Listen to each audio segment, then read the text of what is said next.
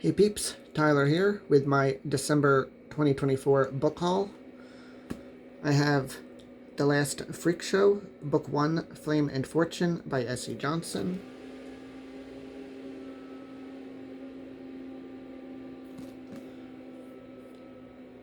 This apparently has a whole bunch of different kinds of characters and like a circus and I don't know. But a whole bunch of things, and I forget how many books it's supposed to be in the end, but prepare to board the runaway train of the last freak show as it speeds through an American century with a wonderful and lunatic troupe of misfits and oddities, and the human spirit in all its absurd reality. Sorry, I have a pinched nerve. A huge, sprawling, yet cohesive page-turner, S.E. Johnson's epic is at turns brilliant, hilarious, heartbreaking, disturbing, and constantly surprising. This is no sideshow. The Last Freak Show is the real deal, the big top, the main event. Douglas Clegg, author of Neverland and The Hour Before Dark. And there's more.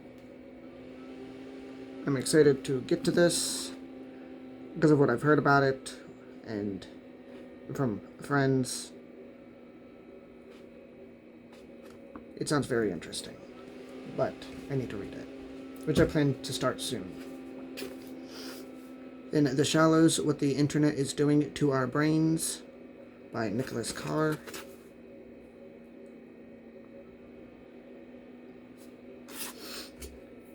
Is Google making us stupid? When Nicholas Carr posed that question in a celebrated Atlantic monthly cover story, he tapped into a well of anxiety about how the internet is changing us. He also crystallized one of the most important debates of our time.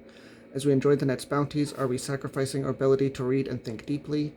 Now Carr expands his argument into the most compelling exploration of the internet's intellectual and cultural consequences yet published, as he describes how human thought has been shaped through the centuries by tools of the mind, from the alphabet to maps to the printing press, the clock and the computer. Carr interweaves a fascinating account of recent discoveries in neuroscience by such pioneers as Michael and Eric. Our brains, the historical and scientific evidence reveals, change in response to our experiences. The technologies we use to find, store, and share information can literally reroute our neural pathways. Building on the insights of thinkers from Plato to McLuhan, Carr makes a convincing case that every information technology carries an intellectual ethic, a set of assumptions about the nature of knowledge and intelligence. He explains how the printed book served to focus our attention, promoting deep and creative thought. In stark contrast, the internet encourages the rapid, distracted sampling of small bits of information from many sources. Its ethic is that of the industrialist, an ethic of speed and efficiency, of optimized production and consumption, and now the net is remaking us in its own image. We are becoming ever more adept at scanning and skimming, but what we are losing is our capacity for concentration, contemplation, and reflection. Part intellectual history, part popular science, and part cultural criticism, The Shallows sparkles with memorable vignettes. Friedrich Nietzsche? I have no idea.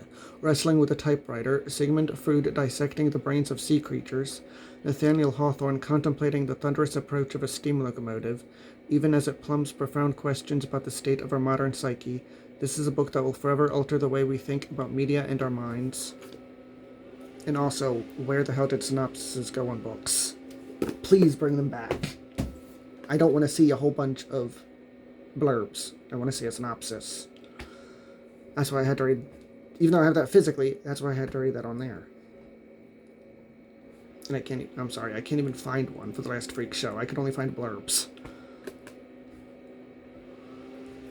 I have Fifth Born by Zelda Lockhart.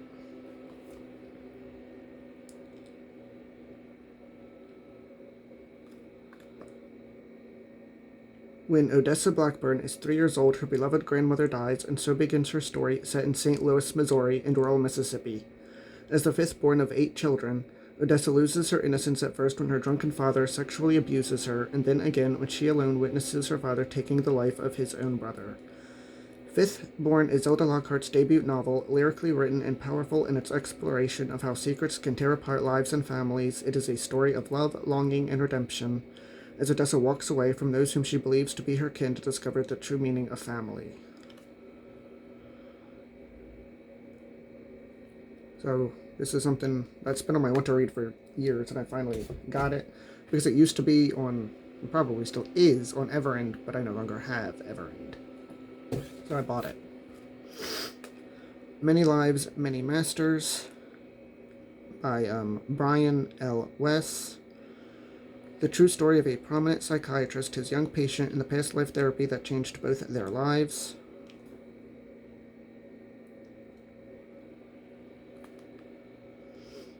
As a traditional psychotherapist, Dr. Brian Weiss was astonished and skeptical when one of his patients began recalling past life traumas that seemed to hold the key to recurring nightmares and anxiety attacks. His skepticism was eroded, however, when she began to channel messages from the space between lives, which contained remarkable revelations about Dr. Weiss's family and his dead son. Using past life therapy, he was able to cure the patient and embark on a new, more meaningful phase of his own career. So there's a couple of reasons why I want to read this. I've heard good things about it from a YouTuber, and it's been on my want to read list probably for years. I have no idea.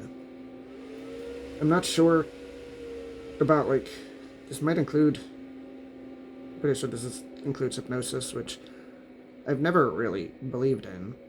So this is going to be interesting, but also there's other stuff that I will not say. So I got Mood Machine by this Pelly. I didn't actually won this in a Goodreads giveaway without even knowing. I was like, what the hell is coming in my mailbox when I saw like a package was coming? And I'm like, what is this? I think I accidentally told my mail that Goodreads and a whole bunch of other stuff was spam. I know I did. I just don't know what's in it. Because I accidentally put it to spam instead of delete, and I said, screw it. I can tell you something's spam a bazillion times and you'll still keep sending it to me. So, and of course the one time the mail actually listens to me, and I wish it didn't. Not just this, but like, I have no idea what else now I'm missing. So anyway, this showed up unexpectedly, which, yay. Because I wasn't expecting it, and it comes out in like a week. Or less, or something. And I'd forgotten about it. But I realized I won it in a Goodreads giveaway because I was like freaking out, like, who the hell is sending me a book? How do you know my address? Who are you? What the hell is going on? Because I'd always been notified when I won a Goodreads giveaway before. But I was like, wait a second. It clicked that, wait a minute, was it one of those emails that now I'm not getting those emails anymore? Because for once my mail actually listened to me. And yeah, I was able to look on Goodreads giveaways. I'm like, okay, I found that because where they have that spot there, thank God. So I didn't have to freak out. So yeah, now I have this. But also, I think my days of entering giveaways is over, because I can't be fucked to fix it, or whatever. Or to just look, even though I know I could. I can't be fucked. So, anyway, this is about Spotify. The rise of Spotify and the cost of the perfect playlist. An unsparing investigation into Spotify's origins and influence, illuminating how streaming is reshaping music. Drawing on more than 100 interviews with industry insiders, former Spotify employees, and musicians, Mood Machine takes readers to the inner workings of today's highly consolidated record business, showing what has changed as music has become increasingly playlisted, personalized, and autoplayed. Building on her years of wide-ranging reporting on streaming, music journalist and commentator Liz Pelly details the consequences of the Spotify model by examining both sides of what the company calls its two-sided marketplace, the listeners who pay with their dollars and data, and the musicians who provide the material powering it all. The music business is notoriously opaque, but here Pelly lifts the veil on major stories such as streaming services filling popular playlists with low-cost stock music and the rise of new payola-like practices. I don't even know what that means.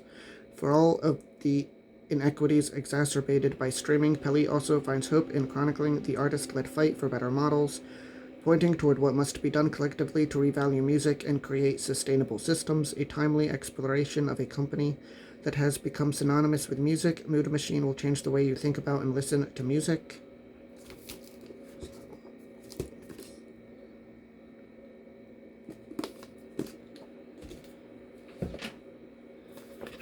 And a work Book for Personal Transformation, Astrology for Yourself, How to Understand and Interpret Your Own Birth Chart.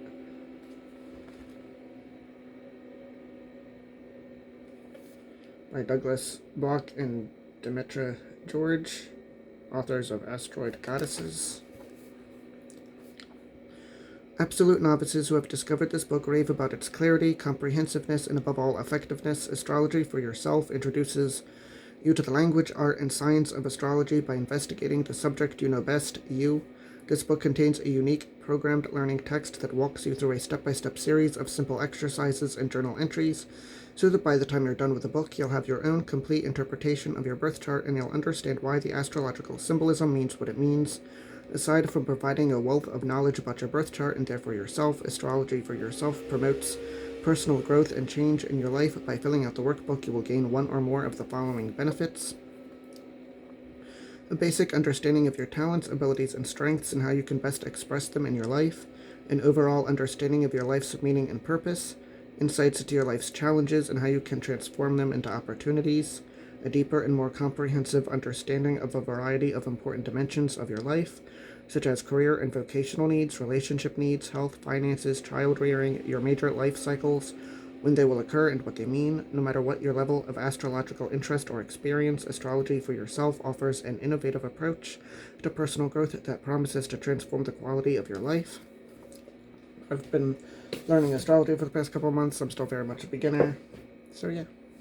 And then I have some ebooks and some audiobooks. Dancing at the River's Edge, a patient and her doctor negotiate life with chronic illness. I have it on Kindle. I will leave all the titles in the description, and along with the authors' names. An invaluable resource for medical professionals, victims of chronic illnesses, and their loved ones. This dual memoir by a doctor and his longtime patient traces the growth of their unique friendship over a span of decades. By exploring the bond between caregiver and sufferer, this sensitive account evokes not only the constant day-to-day frustrations and emotional toll suffered by the chronically ill, but also an understanding of the mental struggles and conflicts that a conscientious doctor must face in deciding how best to treat a patient without compromising personal freedoms. In alternating chapters, the narrative explores the frustration, joy, despair, grief, and pain on both sides of the doctor-patient relationship. Bitter Passage by Colin Mills. This was from Prime. 19th century Arctic expedition descends into a chilling nightmare in a gripping and epic historical novel of discovery, rescue, deliverance, and survival by any means. In May 1845, Sir John Franklin, commander of HMS Erebus and HMS Terror, departed England to seek a navigable route across the top of the Americas. He and his 128 men never returned. 4 years later, Royal Navy Lieutenant Frederick Robinson and Assistant Surgeon Edward Adams are determined to find the men missing in the Arctic. While they are united in purpose, they are divided in ambition. The pious and idealistic Adams strives to save his boyhood hero. Robinson hungers for promotion through the Admiralty ranks. Weathering a relationship as volatile as the icy, barren land upon which they trek, Robinson and Adams lead a team of seamen in search of the lost expedition. What awaits them is a struggle against not only the elements, but each other, as loneliness, starvation, and maddening isolation prove more chilling than the deadliest Arctic blast. A harrowing novel set against the backdrop of true events, Bitter Passage explores two men's driving need for redemption and the lengths to which a desperate soul will go to survive. Then I got the Stellium Handbook by Donna Cunningham, which I got on some website that I'll find and put in the description. The Stellium Handbook is designed to help you bring out the best potentials of these configurations by understanding the sign, house, and planets involved in learning to use them effectively. This e-booklet from Moon Maven Publications will give you a greater understanding of stelliums and multiple conjunctions and provide you with tools to channel their immense potential. In working with the tools and tables in the book, you'll create a self-inventory worksheet. So yeah, I have a Capricorn stellium in my third house with Saturn, Uranus, and Neptune. And then, of course, other people have other stelliums. So, Rewire, change your brain to break bad habits, overcome addictions, conquer self-destructive behavior by Richard O'Connor. This is also on Kindle. The Stellium Handbook is an ebook, so not on Kindle.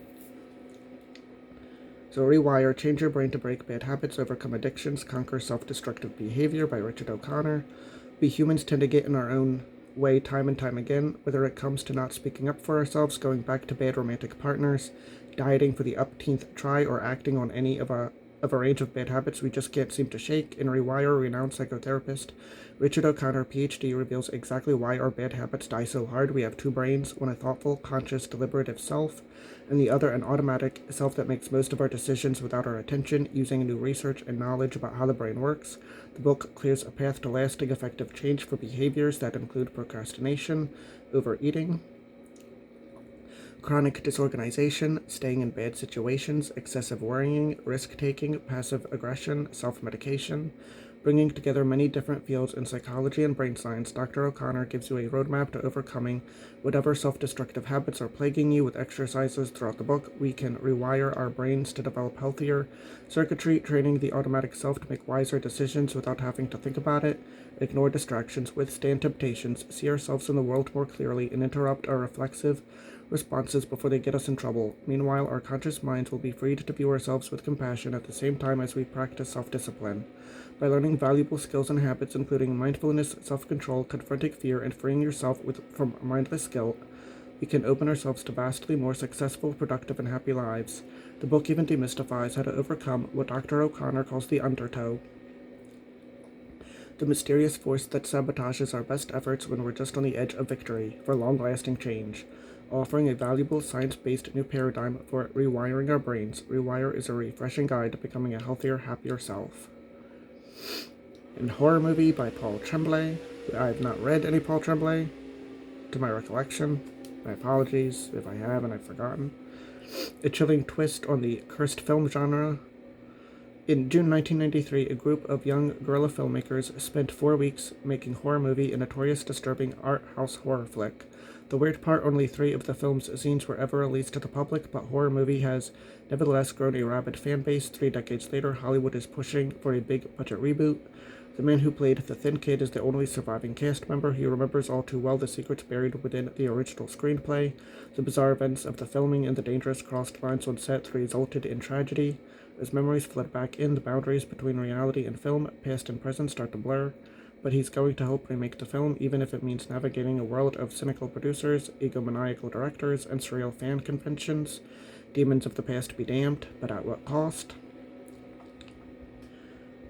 And several, if not all of these, were on sale.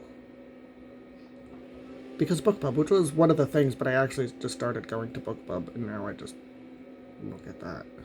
So, on audiobook, I got 2 audiobooks because 2 for 1 sale.